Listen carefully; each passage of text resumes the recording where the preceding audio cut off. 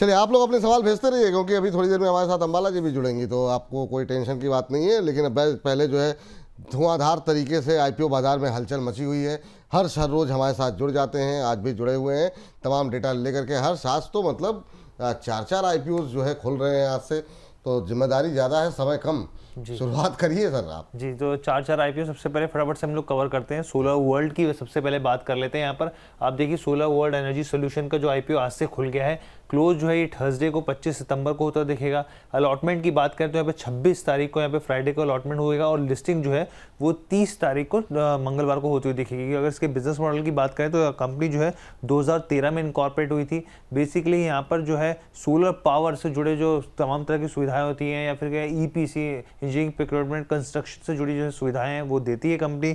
इसके साथ ही यहाँ पर आप देखिए चाहे डिजाइनिंग हो, इंस्टॉलेशन हो, सेटअप हो, तमाम तरह की चीज़ें होती हैं और इसके बड़े बड़े क्लाइंट हैं। आप देखिए SJVN ग्रीन एनर्जी इसका क्लाइंट है, हल्दीराम स्नैक्स इसका क्लाइंट है। इसके अलावा कस्टमर बेस में आप देखें तो एथनिक फूड मैन्युफैक्चरिंग जैसे तमाम नाम आते हैं। प्राइस बैंड की बात करें 333 से लेकर 351 रुपये प्रति शेयर के भाव का प्राइस बैंड है। एक लॉट में 42 शेयर होंगे। इशू साइज की बात करें तो 1.39 करोड़ शेयर है, जिसमें करीब 490 करोड़ का ओवर जो साइज है पूरे तरीके से। इसमें फ्रेश इशू की बात करें 440 करोड़ का फ्रेश इशू है। यहाँ पर ऑफर फॉर सेल जो है वो 50 करोड़ का रहेगा, यानी कि यहाँ पर फ्रेश इशू की जो हिस्सेदारी है वो काफ़ी ज़्यादा है। आगे बढ़ते हैं, फाइनेंशियल्स को अगर टटोलें तो आप देखिए टोटल इनकम जो है यहाँ पर 2023 में 235 करोड़ थी, 2024 में 505 करोड़ हुई और यहाँ पर देखिए 551 करोड़ यहाँ पर बढ़ती हुई देखने को मिल रही है। इसके अलावा प्रॉफिट आफ्टर टैक्स की बात करें तो 15 करोड़ से बढ़कर 52 करोड़ और 77 करोड़ पहुंचता हुआ दिखा, यानी कि 49% का जंप प्रॉफिट आफ्टर टैक्स में आया है। एबिटा की बात करें तो एबिटा मोर्चे में भी 2023 से 24 में एक अच्छा जंप और फिर उसके बाद 107 करोड़ पे 2025 में पहुंचता दिखा है। बोरोइंग भी देखिए यहाँ पर जो है वो 2024 में घटी है 23 के मुकाबले, लेकिन 2025 में जो है वो बढ़ती हुई दिखी है। ग्रे मार्केट प्रीमियम क्या कह रहा है वो आपको बताते हैं, 65 रुपये ऊपर चल रहा है, यानी कि जो लिस्टिंग गेन्स की बात की जाए तो करीब 18.5% के लिस्टिंग गेन की संभावना है। 416 के भाव पर ये लिस्ट हो सकता है। चलिए, 18.5% का ग्रे मार्केट प्रीमियम। और दोनों मेहमानों से फटाफट राय देते हैं। पहले आस्था मैम आप बताइए, क्या कहेंगी आप सोलर वर्ल्ड के बारे में?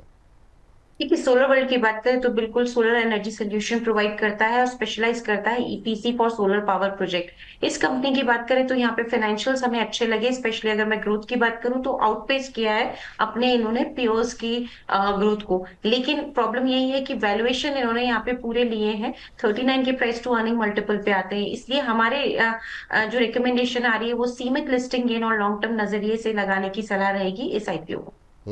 सीमित लिस्टिंग गेन और मैम क्या बोला आगे आपने? लंबी अवधि के लिए लगाने की। लंबी अवधि के लिए, ठीक है। तो एक तो लिमिटेड लिस्टिंग गेन मिल जाएगा, उसके लिए आप लगा सकते हैं। अरुण सर, आपने ट्रैक किया है क्या ये आईपीओ? विपुल जी, किन्हीं कारणों की वजह से किसी आईपीओ पे अभी ट्रैकिंग नहीं है, तो उस पे किसी भी आईपीओ पे फिलहाल कोई टिप्पणी नहीं है। ठीक है, किसी आईपीओ पे टिप्पणी रहेगी तो सर 54 हो रहे हैं, तो फिर आप अपना समय मैं चाहूँ तो आपको फिर आपका और कोई कॉल तो नहीं है आपकी सर? बिल्कुल नहीं विपुल जी, मैं डिस्क्लेमर दे देता हूँ और 2 कॉल्स मैं रिपीट कर देता हूँ जो मैंने दिए हैं, तो उनकी जरूर ट्रैकिंग रखूंगा और आपको अपडेट करता करूंगा। विपुल जी, पहले डिस्क्लेमर है, जो भी कॉल्स डिस्कस किए हैं क्लाइंट्स के पोजीशंस डेफिनेटली हो सकते हैं और जो नए रिकमेंडेशन दिए उनमें कोई अभी तक रिकमेंडेशन क्लाइंट को दिया नहीं है शॉर्ट टर्म के लिए, तो वो एक डिस्क्लेमर रहेगा। बाकी कोई भी स्टॉक मेरे पर्सनल पोर्टफोलियो में नहीं है। और बाकी विपुल जी, अगर कोई भी अगर ट्रेड करता है तो अपने एडवाइजर से एक बार जरूर वापस कंसल्ट करें और डबल वेरीफाई जरूर करें। बाकी विपुल जी, 2 कॉल्स जो दिए एनएलसी इंडिया और हिंदुस्तान से, उनके लेवल्स जरूर फॉलो करें और उस पर अपडेट हम आने वाले नेक्स्ट प्रोग्राम में जरूर देते रहेंगे। बिल्कुल सर, बाकी कल आपसे मुलाकात होनी है, तो कल हम लोग इस पर अगर कुछ मोमेंटम रहेगा तो डिस्कस कर लेंगे, आपसे पूछ लेंगे। ठीक है सर, बहुत बहुत धन्यवाद, बहुत बहुत थैंक यू सर आज की चर्चा में जुड़ने के लिए। चलिए अगली आईपीओ पे चलते हैं हर्ष के पास। हर्ष बताइए अगली कंपनी कौन सी होगी? जी, आनंद राठी शेयर्स एंड स्टॉक्स की बात कर लेते हैं। यहाँ पर हम सब जानते हैं जिस ब्रांड के तले कंपनी आती है आनंद राठी ग्रुप 30 साल से ज़्यादा के समय में यहाँ पर मार्केट्स में है। और अभी देखिए आज जो है यहाँ पर ये खुल गया 23 सितंबर को, थर्सडे को 25 सितंबर को बंद होता हुआ दिखेगा। अलॉटमेंट की बात करें तो 26 सितंबर को, लिस्टिंग जो है वो 30 तारीख को होती हुई दिखेगी। और आप ये समझिए कि अगर आप यहाँ पे देखें इनका एवरेज रेवेन्यू पर कस्टमर जो है वो और पीयर्स के मुकाबले काफ़ी बेहतर है यहाँ पर। और इसके अलावा इनके जो क्लाइंट्स हैं पिछले 30 साल से जुड़े हुए हैं यहाँ पर, तमाम तरह के फाइनेंशियल प्रोडक्ट्स हैं इसमें, आप मार्जिन ट्रेडिंग से लेके दूसरे जो पोर्टफोलियो में जो इस्तेमाल होते हैं तमाम तरह के प्रोडक्ट्स कंपनी के पास है, और एक अच्छा कस्टमर बेस है। टियर 2 टियर 3 शहरों में पकड़ है, यहाँ पे 290 शहरों में कंपनी की पकड़ है। अगर आप इसके प्राइस बैंड की बात करें हम यहाँ पर, तो देखिए 393 से लेकर 414 रुपये प्रति शेयर का भाव तय किया गया है। एक लॉट में 36 शेयर्स होंगे। टोटल इशू साइज की बात की जाए यहाँ पे तो 745 करोड़ का ये पूरा आईपीओ है, और जिसमें आप ये देखिए करीब फ्रेश इशू है। और इसके अलावा प्रमोटर्स की जो होल्डिंग है पहले 97% के आसपास थी, अब 69% के 70% के आसपास रह जाएगी। इसके अलावा अगर फाइनेंशियल्स की बात करें हम लोग, एक बार दिखाए थे आपको, तो टोटल इनकम जो है यहाँ पर आप देखिए 469 करोड़ से बढ़कर 683 करोड़ हुई, और उसके बाद 2025 में 847 करोड़ हुई, यानी कि 24% का जंप कमाई में देखने को मिला है।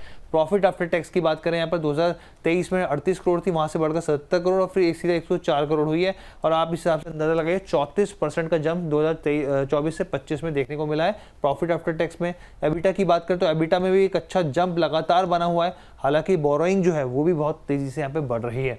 अब इसके ग्रे मार्केट प्रीमियम की बात कर लेते हैं यहाँ पर, तो आप देखिए 32 रुपये पर 7.73% की यहाँ पे संभावना, और 446 के भाव पर यहाँ पे लिस्ट होता हुआ दिख सकता है। जी चलिए, तो ये बात आनंद राठी को लेकर के निकल के आती हुई, मैम क्या व्यू है आपका और यहाँ पर क्या संभावनाएं दिखाई दे रही हैं आपको? देखिए, बिल्कुल फुल सर्विस ब्रोकरेज हाउस है और इनका एक्सपीरियंस काफी ज्यादा बड़ा है। 30 साल से ये इस मार्केट में है, पैन इंडिया प्रेजेंस रखते हैं और अच्छा खासा इनका क्लाइंट बेस भी काफी अच्छा है। जिस वैल्यूएशन पे ये ला रहे हैं वो वैल्यूएशन मुझे लगता है कि थोड़ा और ये कम करते थे तो और भी अच्छा रहता था, लेकिन फिर भी हमें ये आईपीओ बढ़िया लगता है। अगेन इसमें क्योंकि वैल्यूएशन का एक इशू है, इसलिए सीमित listing gain, again limited listing gain और लंबी अवधि दोनों ही नजरिए से लगाने की सलाह है। तो इस आईपीओ में भी लिमिटेड लिस्टिंग गेन और लॉन्ग टर्म पर्सपेक्टिव से इन्वेस्ट करने की सलाह। लिमिटेड लिस्टिंग गेन और लॉन्ग टर्म पर्सपेक्टिव। चलिए तीसरी आईपीओ की बात करते हैं। तीसरे आईपीओ पे टिप्पणी हर्ष जी। सर्शियरी टेक्नोलॉजीज की बात कर लेते हैं। 1991 में इनकॉर्पोरेट हुई थी कंपनी यहाँ पर, और अगर आप देखिए 1993 में, माफ कीजिएगा, और ये देखिए जो है वही सेम तारीखें हैं। आज से खुल गया, 25 सितंबर को बंद होगा, अलॉटमेंट जो है वो 26 सितंबर को होगा, लिस्टिंग डेट जो है वो 30 तारीख होगी। आगे बढ़ते हैं, इसके प्राइस बैंड की बात कर लेते हैं यहाँ पर, तो आप देखिए 402 से लेकर 423 रुपये के प्रति शेयर के भाव का इसका प्राइस बैंड तय हुआ है। एक लॉट में 35 शेयर्स होंगे। टोटल इशू साइज जो है 813 करोड़ का है, जिसमें से फ्रेश इशू जो है वो 480 करोड़ का है। ऑफर फॉर सेल जो है 333 करोड़ का है। कंपनी के अगर आप बिजनेस मॉडल को समझे तो यहाँ पर technology driven multi location solutions provide करती है। बीएफएसआई इंडस्ट्री के सेगमेंट्स में खासतौर पे इसका फोकस्ड है यहाँ पे। और इनके अगर आप बात करें यहाँ पे, तो जो कंपनी की यूनिट्स है वो सर्टिफाइड है यहाँ पर, पेमेंट स्कीम से लेकर एनपीसीआई, पीसीआई, आईबीए तमाम तरह के हैं, और खास तौर पे आईटी, साइबर और जो फिजिकल सिक्योरिटीज होती है उससे भी कंपनी का जो है जुड़ाव है। और इसके अलावा अगर हम लोग यहाँ पे फाइनेंशियल्स की बात करें यहाँ पे, तो फाइनेंशियल्स आप देख लीजिए, यहाँ पर आप देखिए 2023 में 1154 करोड़ थे, वहाँ से फिर बढ़ोतरी हुई 2024 में, और फिर यहाँ पे एक बार फिर गिरावट देखने को मिली है कमाई में, तो यानी कि करीब करीब 6% का डिप कमाई में देखने को मिला है यहाँ पर। उसका प्रॉफिट आफ्टर टैक्स की बात करते हैं, 106 करोड़ के 2023 में प्रॉफिट आफ्टर टैक्स, उसके बाद 169 करोड़ आया और फिर 222 करोड़, यानी कि 31% का जंप प्रॉफिट आफ्टर टैक्स में आया।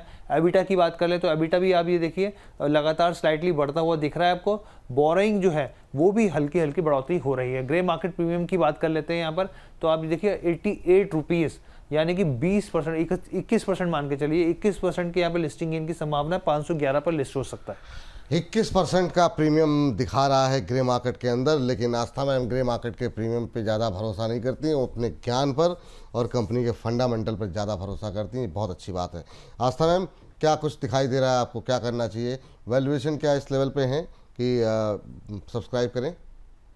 देखिए, वैल्यूएशन वाइज इनके जो ग्लोबल पेयर्स हैं उससे तो ज्यादा है, लेकिन हम सब जानते हैं ग्रोथ काफी बढ़िया है इंडियन स्टोरी में, और वही चीज यहाँ पे अप्लाई होती है। मुझे लगता है कि ग्रोथ काफी अच्छी है इस कंपनी के फाइनेंशियल्स में। दूसरी तरफ देखा जाए तो लीडरशिप है इनकी इंडिया पेमेंट सोल्यूशंस में, और इनका ये जो इंडस्ट्री है इसका सबसे बड़ा पॉइंट है कि यहाँ पे बैरियर्स टू एंट्री काफी स्ट्रॉन्ग रहते हैं। तो इन सब पैमानों पे चलते ये आईपीओ हमें काफी ज्यादा पसंद आया, और इनके जो मार्जिन है वो मुझे बेहद आकर्षक लगे as compare to global peers also. तो ग्रोथ अच्छी है, मार्जिन सॉलिड है, और इस आईपीओ में हमारी तरफ से बिल्कुल सब्सक्राइब करने की रेटिंग है। लिस्टिंग गेन के लिए भी लगाइए, और लंबी अवधि में भी अगर ये पोर्टफोलियो में रखना हो तो उसके लिए भी अच्छा काउंटर रहेगा। चलिए ठीक, तो लंबी अवधि के लिए भी लगाइए, लिस्टिंग गेन के लिए भी लगाइए, और आस्था मैम की मुस्कुराहट बता रही है कि वो इस पर ज़्यादा थोड़ा सा कॉन्फिडेंट है, इस पर ज़्यादा भरोसा है। बाकी लास्ट में नंबरिंग करेंगे इस पर कि 1 2 3 4 में पहले नंबर पे कौन है। चलिए फटाफट, समय की कमी है, आज चलते हैं आखिरी काउंटर के आखिरी आईपीओ पर, हर्ष के पास। हर्ष बताइए। जी, ज़ारो इंस्टीट्यूट की बात कर लेते हैं। जैसे कि नाम से ही पता चल रहा है, इंस्टीट्यूट से जुड़ा हुआ ये पूरा कंपनी है यहाँ पर, और जो 2009 में इनकॉर्पोरेट हुई थी, कई तरह के कोर्सेज प्रोवाइड करती है, जिसमें आप ये समझिए कि BCA, MCA, DBA, इसके अलावा भी बहुत सारे ऑनलाइन डिग्री कोर्सेज जो है वो उसमें ये जो है कंपनी प्रोवाइड करती है। अगर आप देखें वही सेम तारीख है, आज से खुल गया, 25 सितंबर को बंद होता है, देखिएगा 26 को अलॉटमेंट होगा और लिस्टिंग जो है 30 तारीख को होगी। अब इसके हम लोग प्राइस बैंड की बात कर लेते हैं। तो प्राइस बैंड आप देखिए 846 से लेकर 890 रुपये, एक लॉट में 16 शेयर्स होंगे। आप इशू साइज की बात करें 450 करोड़ के आसपास का होगा। फ्रेश इशू में 170 करोड़ और ऑफर फॉर सेल जो है 280 करोड़, यानी ऑफर फॉर सेल की जो हिस्सेदारी है वो यहाँ पर काफ़ी ज़्यादा है। इसके बाद हम लोग आगे बढ़ते हैं, इसके फाइनेंशियल्स को भी टटोल लेते हैं। तो देखिए फाइनेंशियल्स की 2025 तक की जानकारी ये है। टोटल जो कमाई रही है 254 करोड़ रही है, प्रॉफिट आफ्टर टैक्स जो है वो 52 करोड़ रहा है, एबिटा की बात करें यहाँ पे 54 करोड़, और बोरोइंग जो है वो 51 करोड़ रही है। ग्रे मार्केट प्रीमियम क्या कह रहा है वो आपको दिखाते हैं ज़ारो इंस्टीट्यूट का। तो आप देखिए 130 रुपये ऊपर दिखा रहा है अपर प्राइस बैंड से, करीब करीब हमें 14.5% से ज़्यादा के लिस्टिंग इनकी संभावना 1020 रुपये पर। चलिए, तो ये बात यहाँ पर निकल के आती हुई, और ममराज जी कह रहे हैं, उनकी टिप्पणी लेते हैं, फिर इस आईपीओ पे टिप्पणी लेते हैं कि आईपीओ लगता ही नहीं है, ऐसा क्या करें कि मतलब जो है आईपीओ लग जाए। कह रहे हैं क्या इसमें भी कुछ भ्रष्ट तंत्र शास्त्र शामिल है, जो लगता है वो चलता नहीं है। ये बहुत लोगों की टेंशन है कि जो लगता है वो चलता नहीं है और जो चलता है वो लगता नहीं है। बड़ी टेंशन है। मैम आपकी क्या टिप्पणी रहेगी इस पर, इनके प्रश्न पर, और दूसरा ये इस आईपीओ पे आपका क्या कमेंट रहेगा? देखिए आईपीओ में ऐसा कुछ भी नहीं है, क्योंकि यहाँ पे सिर्फ डिमांड और सप्लाई का गेम होता है। अगर बहुत ज्यादा भारी रूप में कोई भी आईपीओ सब्सक्राइब होता है, और वो तभी होता है जब वो बहुत ही अच्छा होता है, जैसा अर्बन कंपनी में हमने देखा, तो तब डिमांड इतनी आती है कि सप्लाई कम पड़ती है और इसमें अलॉटमेंट नहीं आते। किसी और तरह का नेगेटिव विचार इसके लिए मन में ना लाए, बस आप प्रयास करते रहें। और मैंने पहले भी एक दो बार बोला है, सके तो 10 लाख का जो एप्लीकेशन है HNI वाला वो लगाइए, वहां पे चांसेस ज्यादा होते हैं, अगर परिस्थिति अगर परमिट करती है तो। और नहीं तो रिटेल में तो लगाना है, आप ट्राई करते रहिए। और इतने सारे आईपीओज हैं, और ये भी देखिए कि आईपीओ का साइज कैसा है। छोटे साइज के इश्यू में आप क्या एक्सपेक्ट करेंगे, बहुत कम नंबर ऑफ शेयर्स रहते हैं सब्सक्रिप्शन के लिए, तो उसमें फिर अलॉटमेंट मिलना बहुत ही टफ हो जाता है। अब अगर हम जैरो इंस्टीट्यूट की बात करें तो देखिए ये मुझे काफी अच्छा कॉन्सेप्ट लगा, एकदम यूनिकली पोजीशन है इंडस्ट्री में, इस तरह का अपने आप का पहला कॉन्सेप्ट है, क्योंकि एक तरह से ये ब्रिज करते हैं जो गैप है एकेडमिक इंस्टीट्यूशंस या लर्नर्स के बीच में। दूसरी तरफ फाइनेंशियल्स भी यहाँ पे काफी ज्यादा मजबूत हमको लगे, मुझे लगता है, क्योंकि ये एक यूनिक कॉन्सेप्ट है, तो यहाँ पे इसे बिल्कुल फायदा मिलना चाहिए, फर्स्ट मूवर एडवांटेज बोल सकते हैं। और इसीलिए यहाँ पे भी हमारी तरफ से सब्सक्राइब की राय है, listing gain long term perspective दोनों ही नजरिए से लगाया जा सकता है। दोनों ही नजरिए से लगाया जा सकता है। समय मैम का पूरा हो गया है, लेकिन मैम जाते जाते बस खाली आपसे जानना चाहेंगे कि अब 4 पे तो लगा नहीं सकते, क्योंकि निगेटिव आपका कुछ व्यू अभी तक तो बोला नहीं कि इसको अवॉइड करें, लेकिन अगर 1 2 3 करके अगर हमें चुनना हो तो सबसे पहली प्राथमिकता पे क्या रखेंगे आप? देखिए बिल्कुल पहली प्राथमिकता पे रहेगा शेषशायी टेक्नोलॉजीज, दूसरे नंबर पे हम जैरो इंस्टीट्यूट को रख सकते हैं, तीसरे चौथे नंबर पे आनंद राठी और सोलार दोनों ही तीसरे चौथे नंबर के कैंडिडेट है। तो तीसरे नंबर पे आप सोलार को रखिए, चौथे नंबर पे आनंद राठी को रखिए। लेकिन मैं एक चीज बोलना चाहूंगी कि बहुत बड़े बड़े लिस्टिंग गेन की उम्मीद इन किसी भी काउंटर में ना करें। पहले को अगर हम छोड़ दें तो शेषशायी को, क्योंकि पहले भी मैंने ये बात बोली है कि इतने सॉलिड भी अभी आईपीओज नहीं आ रहे कि जिसमें बहुत बड़े लिस्टिंग गेन हो। और विपुल जी एक बात और मैं बोलना चाहूंगी, यूरो प्रतीक सेल्स का आईपीओ जब आया था, मैंने सब्सक्राइब करने की राय दी थी, और मेरा वर्डिक्ट था कि छोटे मोटे लिस्टिंग गेन और लंबी अवधि के लिए लगाइए। और आज उसकी जो लिस्टिंग हुई है वो उसी तर्ज पे हुई है, 10% की लिस्टिंग के बाद अभी ये 2% या 3% प्रीमियम पे चल रहा है। तो सबसे पहले आपके दर्शकों को सलाह है कि इसमें मुनाफा वसूली जरूर करिए, क्योंकि ये हमने उस टाइम पे भी बोला था कि बड़े लिस्टिंग गेन नहीं होंगे, और उसी हिसाब की लिस्टिंग हुई है। और इन सभी आईपीओ के लिए भी ये सलाह है कि पहले दिन लिस्टिंग में कुछ मुनाफा वसूल जरूर करें। उन्हें इस तरह का कोई भी ऐसा आईपीओ नहीं है शेषशायी को छोड़ दे कि ये बहुत बड़ा मतलब प्रीमियम पे लिस्ट होता हुआ नजर आएगा, इसका भी ख्याल रखें। और हम बार बार जब भी आते हैं साथ में ये भी आपको एडवाइस करते हैं कि मुनाफा वसूल करना है कि नहीं, ताकि किसी के ये रह नहीं जाए। तो यूरो प्रतीक सेल्स में हमारी राय के हिसाब से ही लिस्टिंग हुई है और अब हमारी राय है कि इसमें मुनाफा वसूल जरूर करें। प्रॉफिट बुक कर लीजिए, ये सलाह यहाँ पर निकल के आती हुई। ऑर्डर आपको बता दिया गया है, अपने बजट के अनुसार आप निर्णय लें कहाँ पे पैसे लगाने कैसे नहीं लगाने। अपने फाइनेंशियल एडवाइजर की भी सलाह ले सकते हैं। मैम कोई डिस्क्लोजर आपकी तरफ से? जो भी कॉल्स या फिर जो भी हमने स्टॉक्स यहाँ पे डिस्कस किए, मेरी कोई पर्सनल होल्डिंग में नहीं है, बट हो सकता है कि हमारे क्लाइंट्स को इसमें से कोई भी कॉल्स में रिकमेंडेशन दिए गए हो और हमारे पीएमएस जो हम हेम पीएमएस के नाम से चलाते हैं उनकी होल्डिंग में कोई भी स्टॉक हो। धन्यवाद विपुल जी मुझे बुलाने के धन्यवाद लिए। बहुत बहुत आपका आज की इस धन्यवाद। चर्चा में जुड़ने के लिए, बहुत थैंक बहुत यू। शुक्रिया। हर्ष आपका भी बहुत बहुत धन्यवाद आज की इस चर्चा में जुड़ने के लिए। तो इस सेगमेंट में फिलहाल के लिए इतना ही।